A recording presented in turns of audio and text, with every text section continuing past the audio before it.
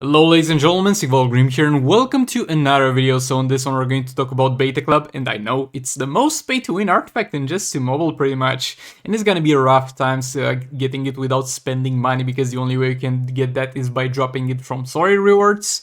But nevertheless, today we got a subscriber request to talk about the best characters that make use of Beta Club, and that's what we're going to get into. And I'm going to list some themes, but the list of the themes might be changing in terms of what you have available or what you want to use a certain support character with, because for legendary characters the efficiency of Beta Club is going to be highly reliant on using Brainiac, and some teams do well enough with Beta Club without Raven, and some teams require Raven, and anything pretty much that has Raven it is gonna do a decent job. So I'm gonna do my best to make this first of all useful. So yeah, that being said, let's get into it. This is the future.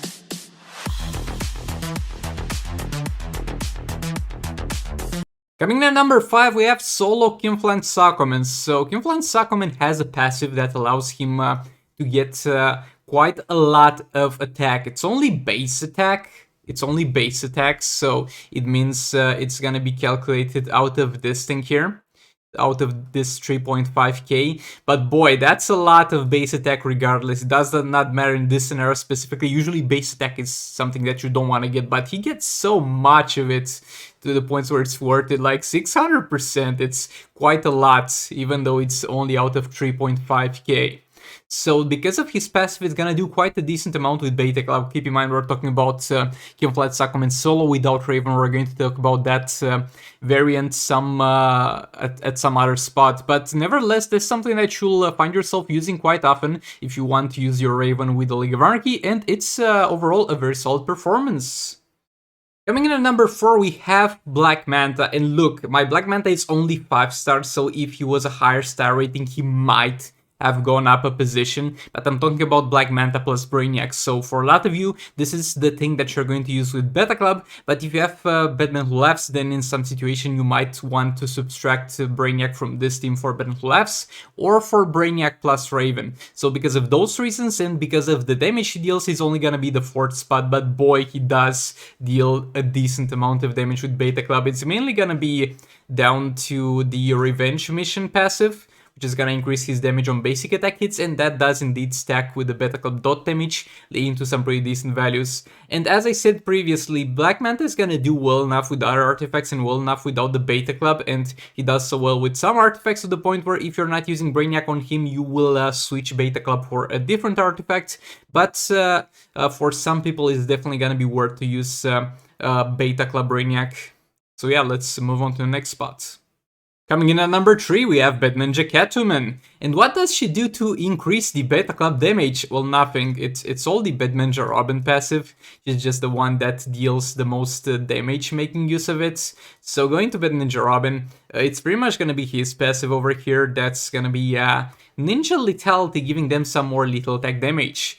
So the lethal attack damage feeds into the damage you do on basic attack hits, which increases the Beta Club dot damage, and at the same time the Beta Club dot damage can hit lethals after applied and further increase the damage by this thing. So this team is gonna get some amazing dot values, and before the addition of Raven and Batman Who Laughs and all that stuff, this was actually the team that did the best with the Beta Club, and they still have a very, very solid performance. But again, Batninja Catwoman actually does very well with some of the new artifacts, like the Jokerized Batarangs and the Dark Mail cards. And right now I have level 4 Jokerized Batarangs and level 4 Dark Mail cards, so I can't really tell for sure, but I think if they were also level 8 as my Beta Club, they might actually deal a slightly more damage, but overall this is a very solid choice for using Beta Club.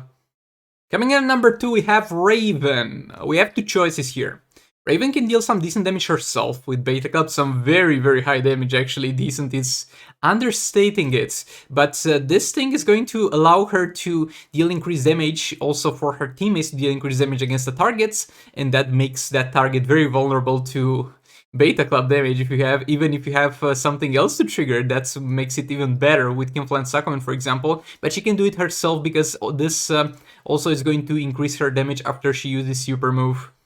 But yeah, if you don't want to use her with the Beta Club and you have a more defensive build for her and you want to use Brainiac elsewhere, which is the slightly more optimal choice, and you want to use your League of Anarchy separately and not with her, then Kinflan Sakomen with Beta Club plus Raven can get some insanely high values. This team and the team we have on number 1 are teams that I always let one character die during that fight in order to attempt to avoid unusual gameplay that he might get because of the high values we get. So yeah, definitely making it to number 2, but it's not necessarily Raven as just Raven, but maybe Raven plus Conflant Sakomen.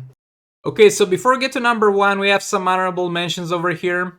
So Beta Club is gonna do very well with any legendary character paired up with Brainiac, Darkseid, anything, really. Anything you pair up with Brainiac will do a decent damage. That is a legendary character with the Beta Club, so there's and that's pretty much about it. Other characters simply don't have the high enough modifiers to do a lot of damage with Beta Club, or simply benefit far more from other artifacts. And another mention in terms of legendary characters plus Brainiac, one of them that's gonna come out on top is gonna be Ninja Gorilla Grodd, because you can use Brainiac plus Ninja Gorilla Grodd and plus Robin, and Grodd is going to take advantage both of the lethal attack damage from Brainiac and of the lethal attack damage from Robin, getting some pretty crazy values, so that's something to keep in mind. And now moving on to number 1, if anybody had any doubts, it's gonna be the Batman Who Laughs. Like, he does a decent job alone. Like, if you were to use him with Beta Club alone, you would most likely get number 2 on this list by that, without even a Brainiac in there. And without a Brainiac in there, is gonna be kind of highly reliant on how much health the enemy has, because he's gonna do percentage health damage with this passive, and that percentage health damage is going to feed into the Beta Club dot damage, so that's gonna be quite a decent outcome, if I might say. And if you squeeze a Brainiac in there, you can get values that are above 300 mil dot damage. So this dude without Brainiac, let's say number 2, and Raven still take the spot, but if you do spare Brainiac for this dude, he's gonna by far do the most amount of damage with Beta Club, and you should definitely let a character die in that fight to try and avoid unusual gameplay, because that's most likely to happen. But yeah, that was it for this video. Huge thanks for Dio for being a member. Huge sorry for the delay of this video, because this should have been done some time ago. Well, that being said, thanks so much for watching. I'll see you all in the next one. Subscribe to the channel. Goodbye. This is the future.